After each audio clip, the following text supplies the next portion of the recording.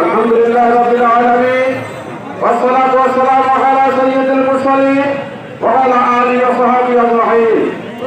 বাংলাদেশ জামাত ইসলাম কেন্দ্রভুক্ত কর্মসূচির অংশ হিসাবে আজকে সুন্দরগঞ্জ উপজেলায় আমরা 5 দফা দাবি আদায়ের লক্ষ্যে যে সমাবেশ হয়েছি, এই সমাবেশে সম্মানিত প্রধান অতিথি সুন্দরগঞ্জের মাটি ও মানুষের নেতা সাবেক উপজেলা চেয়ারম্যান, আগামী দিনে এমপি পদপ্রার্থী আমাদের সকলের প্রাণ প্রিয় ভাই অধ্যাপক মাজিদুর রহমান, আমাদের মাঝে উপস্থিত রয়েছেন সুন্দরগঞ্জের বিভিন্ন নেতৃবৃন্দ, উপস্থিত তৌহিদি জনতা, আসসালামু আলাইকুম ওয়া রাহমাতুল্লাহ।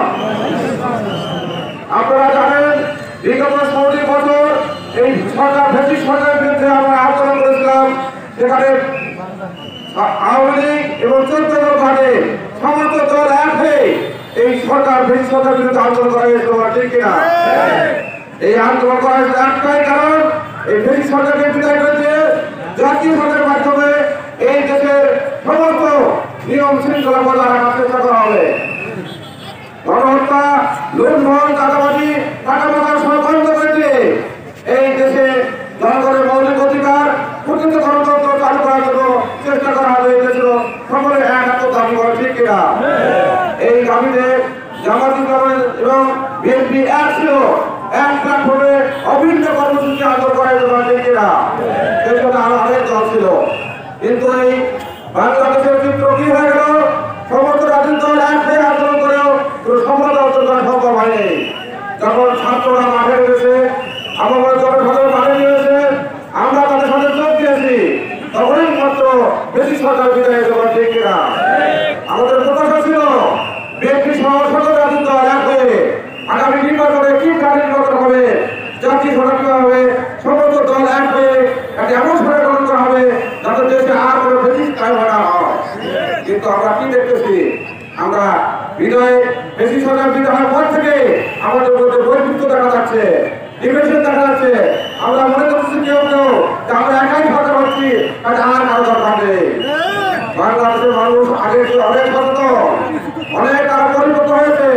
আমরা একটা রিক্সা চালক রাজনীতি করছে, তারা তাদের আগের যে সমস্ত পরিকল্পনা, তারা আগের যে সমস্ত দেশ শাসন করতে গিয়ে যে সমস্ত জনগণের মৌলিক অধিকার নষ্ট করেছে, তারা তাদের সাথে সামনে নিয়ে এসেছে।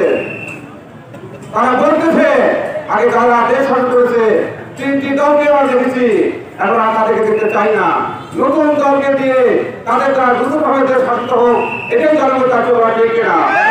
বাংলাদেশ জামাত ইসলামী এজন্য পুরা দেশবাসী কাছে উদাত্ত আহ্বান জানাচ্ছে, আবেদন জানাচ্ছে, একটি বার আমাদেরকে ক্ষমতা পাওয়ার সুযোগ করে দেন। আমরা দেখেন আপনাদের মঙ্গল কাজ করি কিনা, জনগণের কল্যাণকর কাজ করি কিনা, ঠিক কিনা? জনগণ আমাদের দেওয়া, আমাদের খাওয়া, আমাদের অভিপ্রায় বুঝতে পেরে তারা সারা দেশে জনগণ সৃষ্টি করছে, সারা দিচ্ছে, তারা জামাতকে ক্ষমতা দিতে চায়, ঠিক কিনা? এজন্য আমরা এই দেশের গণতন্ত্র নষ্ট হওয়ার কারণে 5টি মৌলিক দাবিদের মধ্যে একটি হচ্ছে জুলাই সনদ বাস্তবায়ন। এটা কেউ কেউ বলে জুলাই সনদ নাকি সংবিধানের উপরে স্থান দিতে বলছি আমরা, এটা আমরা বলি নাই। জুলাই সনদকে সংবিধানের মধ্যে আইনগত ভিত্তি দিতে হবে, তাহলে এই সংবিধান অনুযায়ী আগামী দেশ চলবে। যারা গণহত্যা করেছে, জনগণকে মারছে, জনগণকে গুলি করেছে, কর্ম করেছে, লুটপাট করছে, টাকা পয়সা করেছে, প্রত্যেকের এই জুলাই সনদের মাধ্যমে বিচার হবে। এটাকে আমরা চাইছি না। এই দাবিতে যদি আপনারা একমত হন, তাহলে আগামী দিনে জামাতের হাতকে শক্তিশালী করুন, তাদের কাছে থাকুন, তাদের সমস্ত কর্মসূচিতে আপনারা পার্টিসিপেট করুন, এই আশাবাদ আমরা করতে পারি, ঠিক কিনা? আর ক্রিয়ার পদ্ধতি নির্বাচন কেন দেওয়া হচ্ছে? বর্তমান বাংলাদেশে 71টি গোটা বিশ্বে 71টি আছে ক্রিয়ার পদ্ধতি, 91টি রাষ্ট্রে ক্রিয়ার পদ্ধতি চালু হয়েছে। কেন চালু হয়েছে? দেশে গণতন্ত্র নষ্ট হয়ে গেছিল, জনগণ ভোট দিতে পারে নাই, ভোট ডাকাতি, দিনের ভোট আনতে হতো। এই অপকর্মের কারণে শেষে জনগণ খুশি ওঠে সংবিধানে এই ক্রিয়া নির্বাচন করার পদ্ধতি কায়েম করার ব্যবস্থা করে সেখানে ক্রিয়ার পদ্ধতি নির্বাচন হচ্ছে। বাংলাদেশে কি ভোটের পদ্ধতি ঠিক আছে? এই দেশে কি যেহেতু তাদের ভোট হয়? দ্বিতীয় ভোট আগে হয় না, ভোট ডাকাতি হয় না, ভেলা চুরি হয় না, 100 ভাগের উপরে ভোট হয় না, তাহলে এই দেশে ক্রিয়ার পদ্ধতি চালু অপরিহার্য হয়ে গেছে বাংলাদেশে, ঠিক না? এই জন্য জামাত বলেছে ক্রিয়ার পদ্ধতি চালু করে এদেশের প্রত্যেকটা ভোটের দাম আমরা দিতে চাই। বাংলাদেশ জামাত বলেছে প্রত্যেকটা ভোটের দাম আমরা দিতে চাই। কাজে যেখানে 1 লাখ ভোট পেয়ে নির্বাচিত হয় 2000 ভোট কম পায়, ওই ভোট সব কথা হয়ে যায়, ওই ভোট হিসাবে আসে না। এই পথ বন্ধ করে দিয়ে এই পদ্ধতি পরিহার করে এমন পদ্ধতি আসবে যাতে গোটা দেশের মানুষ প্রত্যেকটা ভোটের মূল্য পায়।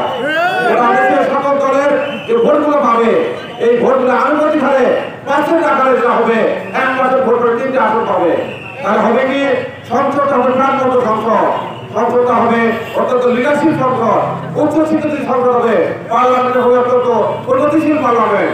এই দেশের মানুষের উন্নয়নের সহায়তা হয়ে যাবে, মৌলিক অধিকার নিশ্চিত হবে, সকলের পাওয়া বুঝতে পারবো ঠিক না। এই জন্য আপনার সকলে আসুন, আমরা এই আন্দোলনের সাথে একাত্ম ঘোষণা করে মেয়র প্রতিষ্ঠানের মাধ্যমে দেশের মানুষের ভোটের মূল্য দিতে চাই, মৌলিক অধিকার দিতে চাই, প্রত্যেকটা জনগণ নাগরিকের আমরা অধিকার দিতে চাই।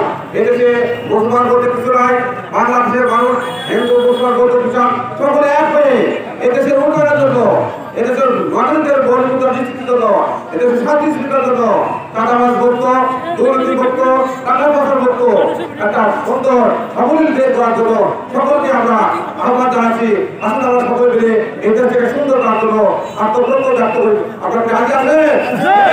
রাজি আছে?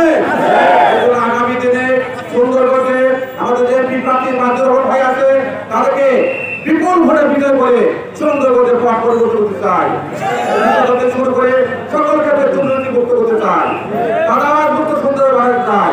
এই দেশে গভর্নমেন্ট চাকরি সম্পর্কে অ্যারোপ্লেন আসবে, সকলের ধর্মরায় রাস্তাঘাট ব্রিজ উদ্ধার করে প্রত্যেকের কাছে আমরা উন্নয়নের সহায়তা করে দিতে চাই। আপনাদের এতে একমত আছে?